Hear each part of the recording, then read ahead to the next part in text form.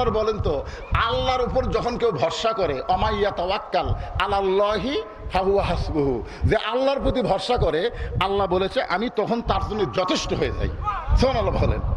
উমর ফারুক এক দৌড়ে চলে আইছে, এক দৌড়ে আশা বলতেছে আলী, আলী বলতেছে আমিরুল মুমিনিন, এখনই মন খারাপ করে গেলেন, আবার দৌড়াইলেন, তারিখ করবার আছি।